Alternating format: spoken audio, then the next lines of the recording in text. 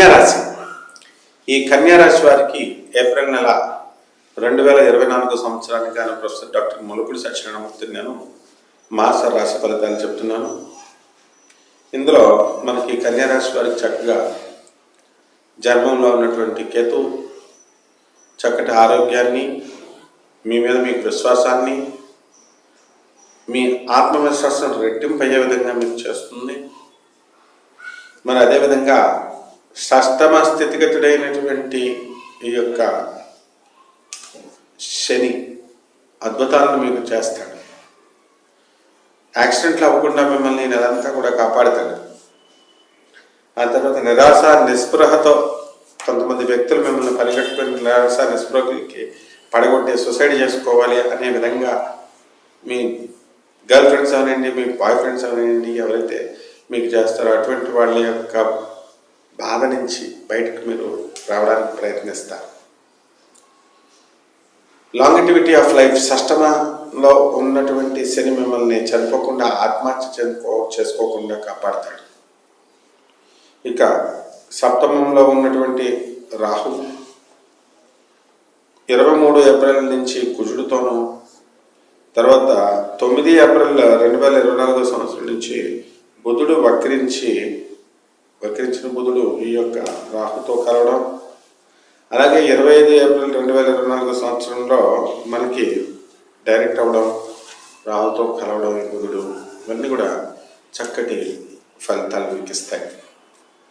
ఈ కన్యారాశి వాళ్ళు కొంతమంది వాళ్ళ ఉద్యోగాలు చేస్తున్నటువంటి ప్రదేశాల నుంచి వచ్చేయడం, అవి విదేశాల్లో అవనివ్వండి లేకపోతే మన స్వదేశంలో అవనివ్వండి, వాళ్ళు ఇంట్లోనే ఉన్నప్పటికీ కూడా ఒకే ఊర్లో ఉన్నప్పటికీ కూడా భార్య భర్తలిద్దరూ కలవకుండా ఉండడం, వేరే వేరే కాపురాలు పెట్టడం, అలాగే ఒకవేళ ఒకే ఊర్లో ఉన్నప్పటికీ కూడా వేరే వేరే ఇళ్లలో ఉండడం, ఒకవేళ మిగతా చోట వేరే చోట ఉద్యోగాలు, భార్య ఒక చోట అయితే భర్త ఒక చోట ఉద్యోగాలు చేసుకోవడం, ఇలా ఈ విధంగా ఎడబాటు అనేటటువంటిది ఈ కన్యారాశి వాళ్ళకి వచ్చింది.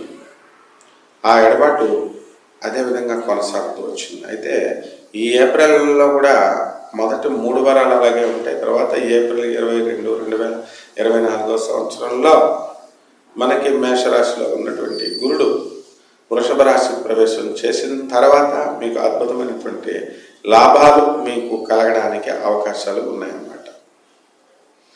అలాగే ఈ యొక్క కన్యారాశి వారికి వాళ్ళ పిల్లలకి సీట్ల విషయంలో, లేకపోతే వాళ్ళ ఎక్కడైనా పనికి చేర్పించాలి అనేటటువంటి ఆలోచన విధానంతో ఈ కన్యారాశి వాళ్ళు ప్రవర్తిస్తారు.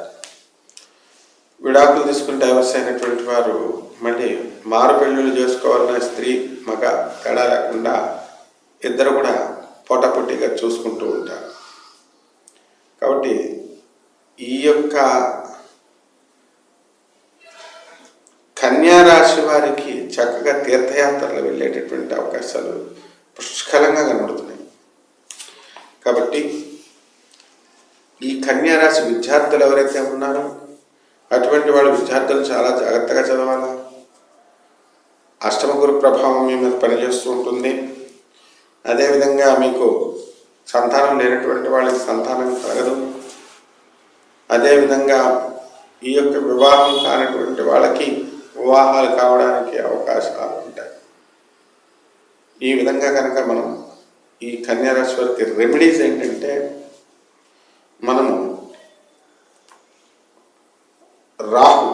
రాహు జపం చేసుకోవాలి, రాహు స్తోత్రాలు చదువుకోవాలి, రాహు కిలోంపావు మినుముల్ని ఆవుపేట రంగు ఉన్నటువంటి వస్త్రాన్ని ఇచ్చి పేద బ్రాహ్మణులకి దానం చేయాలి.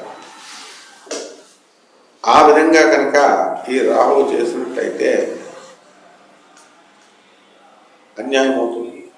ఈ కన్యారాశి వారికి మనము ఏం చేయాలి అంటే, ఈ తమకు జరుగుతున్నటువంటి అన్యాయాన్ని, మరి భర్త ద్వారా జరిగితే భార్య, భార్య ద్వారా జరిగితే భర్త, ఇద్దరు కూడా వీళ్ళు పరస్పరం వితండవాదాలు చేసుకోకుండా ఒకళ్ళు ఎక్స్ప్లెయిన్ చేసుకుని అర్థం చేసుకోవడానికి ప్రయత్నించాలి. ఈ యొక్క రాహు జపము, రాహు స్తోత్రాలు, రాహుకి కిలోంపావు మినుముల్ని ఆవుపేడ రంగు ఉన్నటువంటి వస్త్రాన్ని పేద బ్రాహ్మణులకి శనివారం నాడు ఉదయం 8 గంటలకి దానం చేయండి. అలాగే గురు జపము, గురు స్తోత్రాలు, కిలోంపావు శనగల్ని, మరి ఆవుపేడ రంగు ఉన్నటువంటి, పసుపు రంగు ఉన్నటువంటి వస్త్రాన్ని పెద్ద బ్రాహ్మణులకు దానం చేయవచ్చు.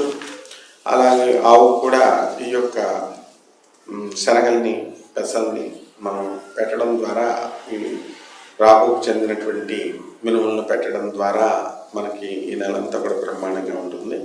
శుభమస్తు.